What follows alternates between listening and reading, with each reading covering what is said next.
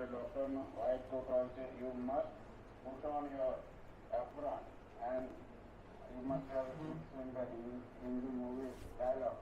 હિન્દી મૂવીમાં હીરો પોલીસનો ડ્રેસ પહેરે એટલે એનું બિહેવિયર એનામાં તાકાત આવે. જો આપણે ઘણી વખત સાંભળીએ છીએ it gives you strength. So apron gives you not only identity but you are a different person once you put on apron, and the indication is that you are devoted to your duty, you are devoted to your patient. You must avoid fashion, nail polish and lipstick. સોળ સિંગાર કરીને હોસ્પિટલમાં આવવાની કોઈ જરૂર નથી. Nail polish will be in your way. તમે scrub થાઓ, તમે કોઈ ઓપરેશન કરો, તમારું નેલ પોલિશ ખાસ કરીને લેડીઝમાં, અને લિપસ્ટિકની કોઈ જરૂર નથી. અને doesn't sound good. Again I am reminding you, you are seeing sick patients. Sick patients આગળ આપણે આપણું ફાઇનાન્શિયલ સ્ટેટસ, આપણું સ્ટેટસ રીડ કરવાની કોઈ જરૂર નથી. Finger rings and other ornaments must be avoided. મેં જોયું છે ઘણા વિડીયોમાં, પેશન્ટના વિડીયો કે કન્સલ્ટન્ટના વિડીયો હોય છે, એમાં નર્સ સ્ક્રબ કરે છે પણ એની ફિંગરમાં રિંગ હોય છે, ગોલ્ડનની રિંગ કહે છે, એ રાખવાની કોઈ જરૂર નથી. It will carry the infection also. So hide it in lock and key, whether it is religious or engagement, ગમે તે purpose હોય. It should not be. This is my own observation. Put on shoes without shoelaces. It's audible નો સંભળાય છે ને બધાને? જો તમે વોર્ડમાં કે ઓટીમાં કે જાઓ તો એમને એમ કાઢી શકો વાંકા વળ્યા વગર. તમે દોરી છોડવા બેસો ને દોરી બાંધવા બેસો ત્યાં તો તમારા હાથ કોન્ટામિનેટ થઈ જાય. અને I have seen કે ટેસ્ટોસ્ટોમી માટે બોલાવ્યા તો બંને પગમાંથી શૂઝ કાઢ્યા, બંને હાથથી, અને ટેસ્ટોસ્ટોમી કરવા તૈયારી કરીને એને ના પાડી, કરવા દીધેલી નહીં. અને શું પહેરવાના? ચપ્પલ કે સ્લીપર નહીં પહેરવાના. ચપ્પલ સ્લીપર કે તમારા પગ એક્સપોઝ છે, એના પર તમારા પેશન્ટનું સીરમ કે વોમિટ કે ફ્લુઇડ કે યુરિન કે ગમે તે પડી શકે. For your own protection you must put on shoes. અને hair must be tight down. Hair વગર નહીં હોવા જોઈએ, છૂટા ના હોવા જોઈએ. યુ કેન યુ બ્રેડેડ અંબોડો વાળી ના આવો, અથવા તો ફ્લોરન્સ નાઇટિંગેલનો ડ્રેસ ટાઈપનો ડ્રેસ કરીને તમે વાળ બાંધી દેવા. મેં જોયું છે છોકરીઓ લાંબા લટકતા વાળ રાખીને આવે છૂટા, અને પછી પેશન્ટ જોઈએ ત્યારે વાળ માથા પર પડે. તો એ કંઈ રીત નથી તમારી એઝ એ ડૉક્ટર તમારા વાળ છૂટા નહીં રાખવાના. અને એ પર્સનલ મેટર છે, છતાંય code of conduct must be followed. અંબોડો વાળી દો, that is a good thing.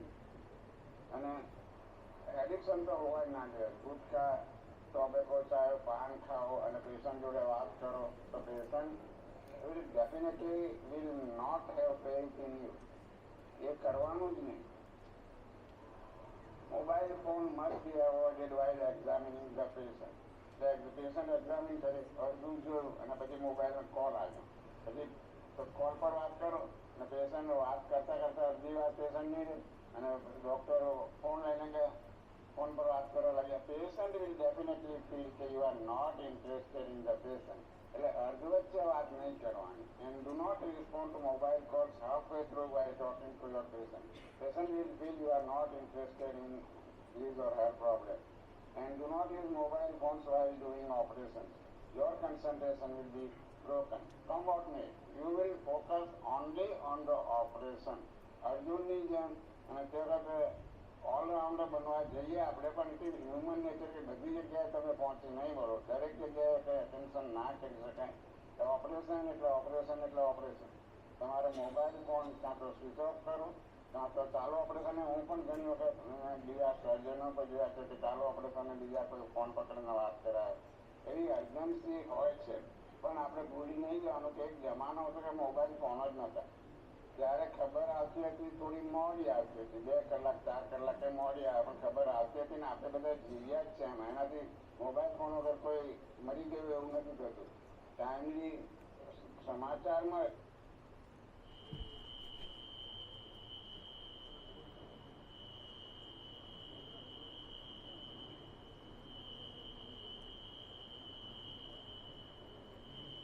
પણ the job that we are doing એ બહુ જરૂરી છે, એને કોઈ દિવસ કોમ્પ્રોમાઇઝ નહીં કરવાનું.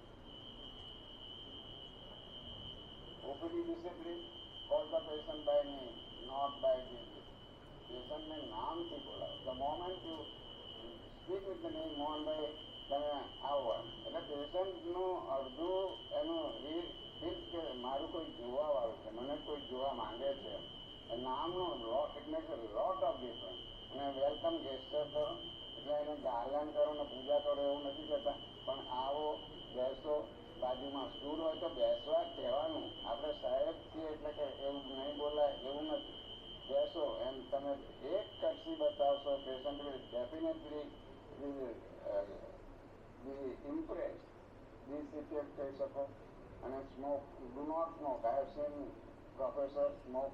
સિગરેટ પીતા વાત કરતા પણ જોયા છે, એવા પ્રોફેસરો જોયા છે.